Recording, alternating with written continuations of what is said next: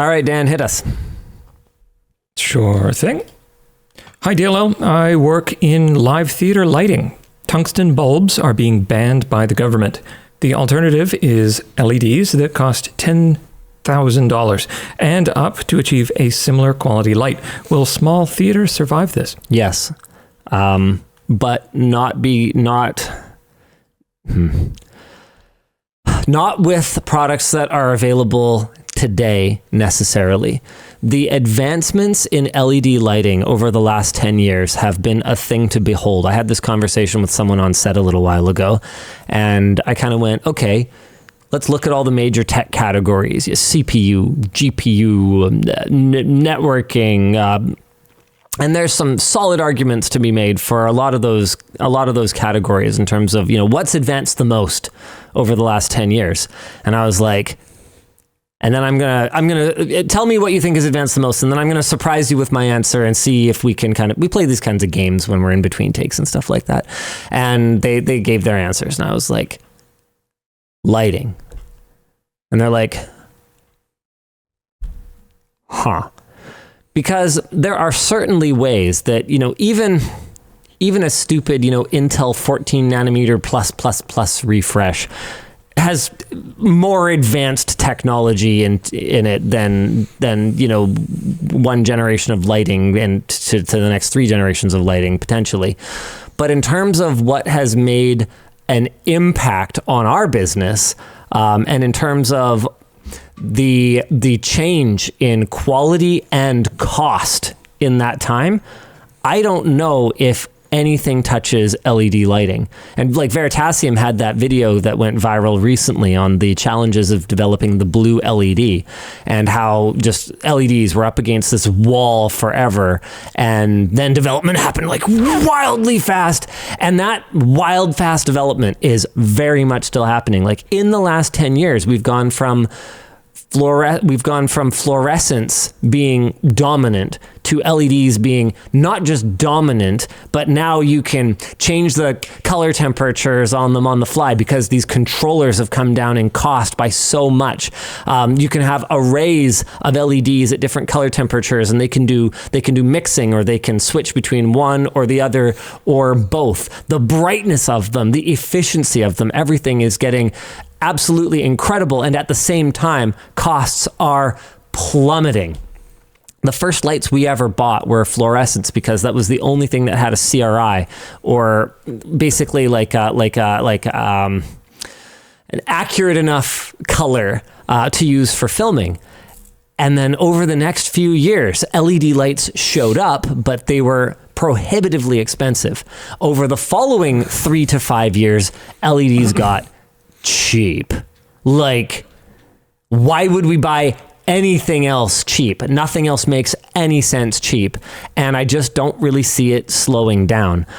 So in a bit, and I'm not going to tell you exactly when, but in a bit, no, I absolutely foresee those traditional lights being replaceable with LEDs. And I don't know where you are and when exactly these bans are going into effect. There have certainly been some short-sighted bans that have destroyed entire industries and have made absolutely no sense. I mean, you could make a strong argument against the plastic bag ban that went into effect in Vancouver recently, where it's like, okay, but is anybody talking about the energy cost of paper bags? Is anybody talking about the reusability of those plastic bags compared to the paper ones? Like, I get a ton of uses out of my plastic bags, yeah, and not everybody does. Lots of people just throw them away, but like, there's issues like that with the straws as well. We yeah. switch to paper straws, but there's a lot of like different chemicals and things in the paper straws. It's not just like paper in a roll. That isn't even just paper in a roll. Fair like enough. That's bleached and everything. Like, yeah. And then you're putting that in liquid, and it's soaking into the liquid, and then you're drinking that, and it's like, oh, this is actually glass straws are the way to go. What's wrong with pasta? Just use pasta. I like pasta or Twizzlers. I'm gonna Arc Twizzler. Arc Twizzler. There you go. Nice. Call back to earlier in the show. Where was I going with this? I forget what the question even was. Dan's started. I forgot we were doing merch.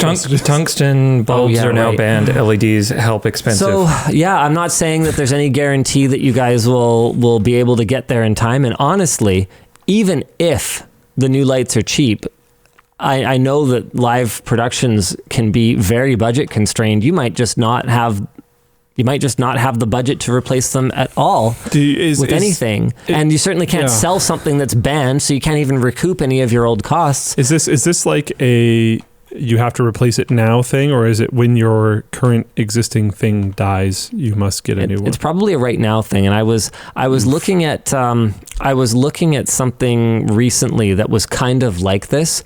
That was basically like, here's a ban that's happening now, and everyone was like, "Yo, this is completely untenable for us. Like, you're basically just killing our industry." I can't remember which one it is for the life of me, but I hope not. I personally love live theater. It's not for everyone, but if you asked me, hey, me too. You can game for 3 hours, or you can watch a movie for 3 hours, or you can do just about any kind of passive form of entertainment for 3 hours, or you can go to a live theater show for 3 hours. I will take the live theater show every single time. Absolutely. I love it. It's raw. It's real. It's fun. It's intimate. It's very human. I have a really hard time enjoying a show that's in a room with tens of thousands of people. It's not really my vibe. Whereas a few hundred, I can get into that. Like you can find that person who's laughing really loud at every joke, which, I don't know, it doesn't bother me like it would in a movie theater. Like, I don't know. It's human. Yeah. It's a really good way of putting it. I love live theater. There's a lot of stuff like that too. Like if NASA puts a thing on the moon, it's like, well, is there a person in it? No. Most people aren't going to care. Does it necessarily make that much of a difference? Like we might even be getting the same amount of accomplishment, but if there isn't a human involved, a lot of people are just like, meh. It's interesting. That aspect, the whole like viewership on space launches and space activities that involve people versus ones that don't involve people, and how actually well studied those metrics are, has been something that's been very interesting for me when looking at all these new AI tools and stuff. Oh. People generally care a lot more when other people are involved. Sure. I mean, it's the only reason that, the Olympics gets to be a thing, is they get you focused in on the stories of the people. Nobody actually cares about javelin other than the handful of people who care about javelin.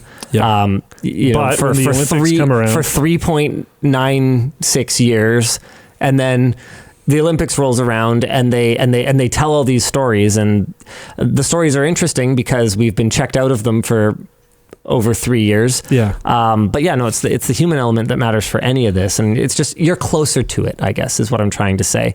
Even a live sporting event, I find it's huge, and I've been told a lot of times that I should go and watch lower level sporting events, and I probably would enjoy them more, but I've just been kind of busy ever since. Following a sports team is actually kind of a lot of work. Especially if you're like me and you kind of tend to get into things, like I'm going to want to know what's going on with the other teams that they compete against, and all the players, and the ones who are getting called up, and the ones who are getting sent down, and the coaches, and I don't know, it's a whole thing. Yeah. MDA 187 asks, if plastic bags are illegal in Canada, how do you get your milk? Okay, a couple things. Oh, that's hilarious. That's actually pretty funny. Number one, that's pretty good. Not those ones. The disposable plastic bags for groceries and takeout and stuff like that. Why aren't the milk bags banned? Ironically, we can still buy plastic garbage bags. So I can't use my shopping bag to line my garbage can, but I can buy a completely separate bag to put in there. Brilliant. Why is that allowed? Brilliant. It's pointless. And then also, the whole milk bag thing was as big a surprise to me as it was to you. Yes. It wasn't until I did... It's not a BC thing. Yeah, it wasn't until I did my my Quebec exchange that I first encountered bagged milk. Apparently it's a thing is this? in more of Canada than I've ever known. And you can find it in BC. It's just very rare. But it is pretty much not a thing here. It's gallon jugs, just like our neighbors down south, or paper cartons. Because BC's kind of tucked behind the Rockies, we're honestly like much more Americanized than a lot of the rest of Canada, I think. Or we're much more West Coast-ized. Yeah, I would say we're like hyper similar to Washington and Seattle area. I would say that if I had to say like what our country would be, it would probably be like BC, Yukon, BC, Washington, Oregon. Yeah, would be like wet Coastistan. Yeah. And then everyone else can kind of do whatever it is that they're doing. Those are further south and further east of there. Like quite related. Like I remember, like every time I run into Oregoners or Washingtoners, I don't even know what you guys call yourselves. It's like, oh, these are my people. It's just obvious. Yeah. Like the accent is the same, even though technically we're Canadian and they're American or something. Like the accent's the same. Yeah. The alignment on a lot of stuff is the same. It's kind of funny.